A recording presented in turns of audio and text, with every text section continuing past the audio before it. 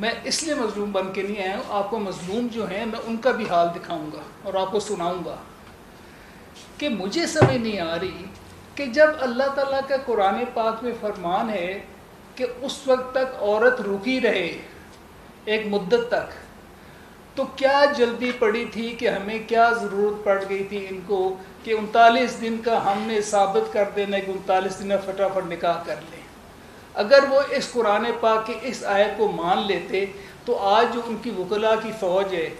جس میں سلمان اکرم راجہ صاحب اور سلمان صفدر صاحب اور اتنی بھی فیسیں لیتے ہوں گے اور جو لڑائی جنگ لڑ رہے ہیں کہ ثابت کرنا ہے جی 39 دن کی عدت ہوتی ہے، تو اس کی ضرورت ہی نہ محسوس ہوتی،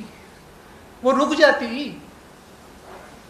جاتی آگے کیا مہینے بعد اس کی عدت ختم ہو جانے کی، مہینہ سونا مہینے بعد اس کے بعد نکاح کر لیتی۔ یہ ریزن ضرورت کیا پڑی ان کو کہ ایک تو نکاح کر لیا، جو میرا گھر ٹوٹا یا نہیں ٹوٹا میں اس کی بیان نہیں کروں گا آپ سے، میں صرف اس بات پہ ہوں کہ اگر آپ کو اتنی جلدی تھی اس کی قوم کو وجہ تو بتا دیں کہ آپ نے ایک نکاح 1 جنوری کو کر لیتے ہیں جو کہ عدت کی مدت پوری ہونے سے پہلے ہے، پھر اس کو غلط بیانی کر کے چھپایا کیوں گیا؟ اس کو کیوں یہ بتایا گیا عوام کو کہ یہ غلط ہے؟ بلکہ جنہوں نے یہ نیوز بریک کی تھی، عمر چیمہ تھے میرا خیال، عمر چیمہ صاحب جو جیو کے ساتھ تھے میرا خیال اس وقت، انہوں نے یہ خبر دی، ان کے خلاف پی ٹی آئی والی پارٹی پیمرا میں گئی کہ یہ شخص ناجائز باتیں کر رہے ہیں، غلط خبریں پھیلا رہے ہیں، ہمارا کوئی نکاح نہیں ہوا۔ پیمرا میں ان کی کمپلینٹ ہے، آپ ریکارڈ چیک کر لیں کہ وہاں پہ ہے کہ نہیں۔ اور اس کی وضاحت ٹی وی پہ بھی یہ مجرم نے ملزم نے کی کہ جی میں نے ابھی تک کوئی نکاح نہیں کیا، میں نے تو رشتے کی پروپوزیشن بھیجی ہوئی ہے۔ اور یہ میں should have show them this ji please, یہ پی ٹی آئی والے ان کی جو سینٹرل سیکریٹریٹ کا لیٹر ہے ڈیٹڈ 7 جنوری، پہلی کو نکاح ہوا، 7 جنوری کو وہ ڈینائی کر رہے ہیں کہ ایسا کوئی نہیں ہوا، نکاح ہوا ہی نہیں ہے، اور یہ صرف ہمارے خلاف اور بچوں کو خراب کرنے کے لیے یہ کوشش کر رہے ہیں، اور یہ عمر چیمہ کی یہ بات ہے۔ اگر آپ چاہیں تو میں ایک آپ کے سامنے یہ رکھ سکتا ہوں، اس کی آپ کاپیز لینا چاہیں تو لے لیں۔ اب کیا مجبوری کیا تھی؟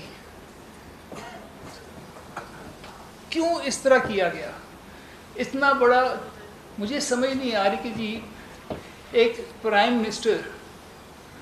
اس لیول پہ آدمی، اور وہ قوم کے ساتھ جھوٹ بول رہے، فیملی والوں کے ساتھ جھوٹ بول رہے، جس خاندان کو اس نے اتنا ادب کا مقام سمجھا ان کے ساتھ جھوٹ بول رہے، اور اسے کسی نے آج تک غلط نہیں کہا۔ جو ساری 4.5 سال سے برا بھلا کہا گیا وہ ہمیں کہا گیا کہ یہ غلط ہے، انہوں نے یہ کر دیا۔ اسے تو سب نے مبارکیں دی تھی،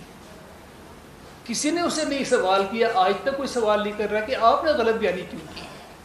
اور آپ نے کیوں دوبارہ کیا۔ اس کے بعد پھر دوسرا موقع آ گیا جی کہ اب انہوں نے ایک نکاح اور کیا 18 فروری کو، جس کے گواہان آپ کے سامنے انہوں نے بتایا بھی ہے، مفتی صاحب بھی ہیں۔ دوبارہ کیوں کرنا پڑا؟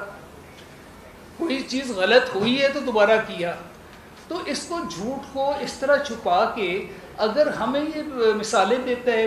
کہ ویسٹرن کنٹریز میں یوں ہوتا ہے، ویسٹرن کنٹریز میں یوں ہوتا ہے، اس کے آئیڈیلز ہیں، تو ویسٹرن کنٹریز میں اگر ایسا کوئی چیز پکڑی جائے تو وہ تو یا تو استعفیٰ دے دیں گے اور وہ ہر چیز سے فارغ ہو جاتے ہیں۔